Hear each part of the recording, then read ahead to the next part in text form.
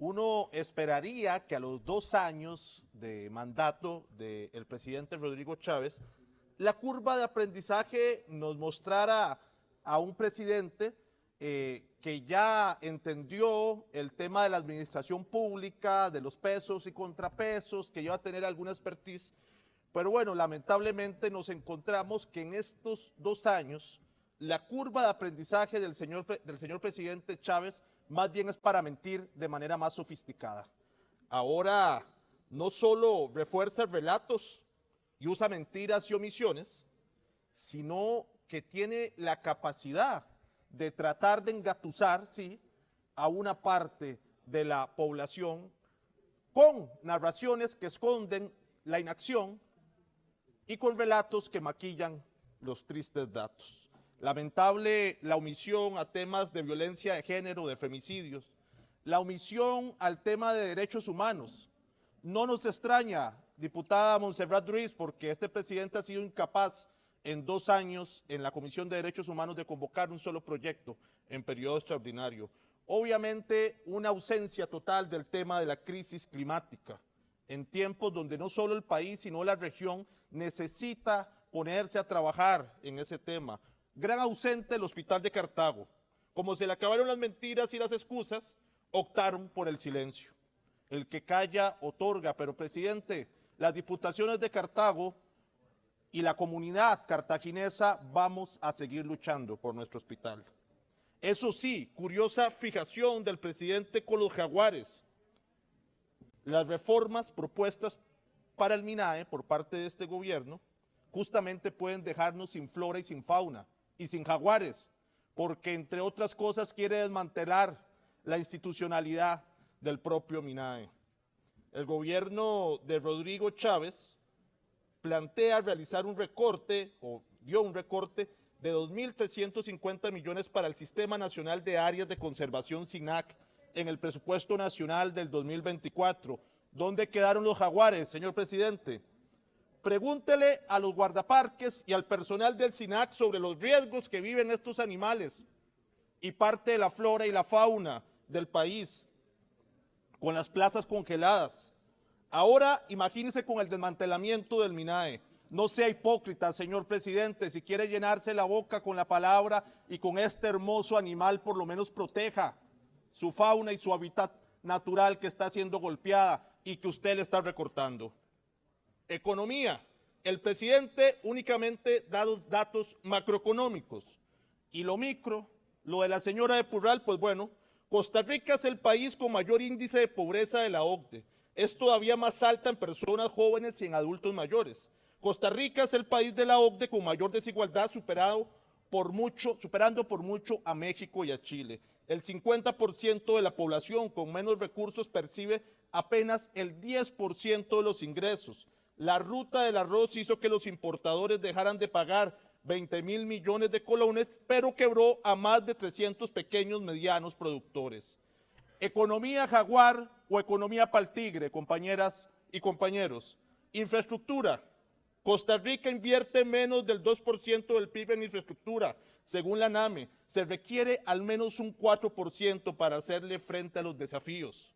Costa Rica ocupa el lugar 117 de 141 países en cuanto al estado de la red vial, según el Foro Económico Mundial. 62% de las carreteras nacionales requieren mantenimiento para poder operar en los próximos años. 25% requieren de intervención inmediata. El transporte público de mala calidad incentiva también el aumento de vehículos en carreteras, como ya mencioné, hechas leña. El transporte de carga solo se hace para camiones sin una alternativa eficiente, por ejemplo, los trenes en cualquier país civilizado. Infraestructura sanitaria en decadencia, un portafolio de inversiones de la Caja paralizado y el Hospital de Cartago, por ejemplo, otra vez sin ninguna opción de construir para este gobierno. ¿Infraestructura jaguar o infraestructura pal tigre? Les pregunto yo, diputadas y diputados. Pues bueno, en materia de empleo, no ha variado significativamente en los 2 años de gobierno, según lo dice la encuesta continua del empleo del INEC, aunque aquí el presidente quisiera esconder y maquillar esos datos con relatos. La población fuera de la fuerza laboral está aumentando. ¿Hay más empleo o la gente está dejando de buscar trabajo? Es una pregunta que habría que hacerse. De todas las personas ocupadas, 25% no tienen seguro, 17% trabaja más de 48 horas semanales, 37% de las personas asalariadas no reciben pago de horas extras, 20% no disfrutan las vacaciones. ¿Empleo jaguar o empleo pa'l tigre, señor presidente? Pues bueno, en materia de educación, el presupuesto de educación fue el más bajo en los últimos 12 años. Costa Rica invierte por cada estudiante menos de la mitad del promedio que invierten los países de la OCDE. El ciclo lectivo del 2024 inició con 849 órdenes sanitarias en centros educativos. El ciclo inició faltando más de 4.000 plazas docentes. Para nombrar, solo 4 de cada 10 jóvenes que salen de secundaria ingresan a la universidad. Y la ruta de la educación jaguar o educación pa'l tigre, señor presidente. Y pues bueno, ya la sacó del estadio el presidente cuando se autoproclama él como un revolucionario y que está en contra del capitalismo de los amigotes. Ojalá fuera eso cierto. Se lo dice a alguien que ha admirado el proceso revolucionario de la humanidad en diferentes momentos de la historia. Pero bueno, que lo diga Calixto Chávez con extensión de la concesión de Puerto Caldera. El contrato a dedo del aeropuerto Daniel Oduber también habla de ese capitalismo de amigotes. Y pues bueno, los casos del SINART y el BCIE también son trajes a la medida. ¿Y qué me dicen de la ministra de Educación con vínculos y con tentáculos con universidades privadas que mandan a los estudiantes a endeudarse? O mejor dicho, las universidades privadas con las manos metidas en el Ministerio de Educación Pública, donde se toman las decisiones de interés público. Pues bueno, ¿eso es una revolución jaguar o es una revolución pa'l tigre? Pues bueno, la revolución de los amigotes y de las amigotas del presidente Chávez. Debería ser más cauteloso el presidente Chávez al usar términos que en la historia han significado no solo dignificar las condiciones humanas de las personas, sino elevar también su nivel de conciencia. El presidente en su narración cierra con la idea del referéndum, idea que desde el Frente Amplio, o mecanismo que desde el Frente Amplio siempre hemos apoyado y que más bien hemos dicho que se ha utilizado muy poco. También creemos en los plebiscitos. Justamente entre el cuatrienio 2006 y 2010, el exdiputado José Merino logró que se aprobara un proyecto de ley para que se hicieran plebiscitos para las consultas relacionadas a temas ambientales en municipios. Lamentablemente, este proyecto, pese a que se aprobó, el expresidente don Óscar Arias Sánchez lo vetó.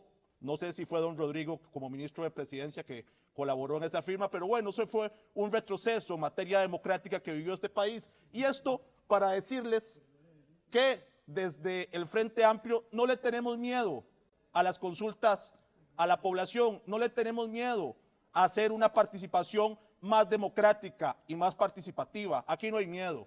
Lo que sí da miedo es que se quiera charralear la discusión del referéndum. Lo que nos da miedo es que se quiera manchar las formas democráticas que tiene este país para construir un relato. En el fondo creo que ni el referéndum les interesa. Lo que les interesa es construir un puente de plata para la campaña del 2026. Imagínense que de los 1.000 funcionarios que nombró este gobierno, ni uno solo ha podido escribir en blanco y negro cuáles van a ser los proyectos de ese referéndum. ¿Por qué? Porque no les interesa.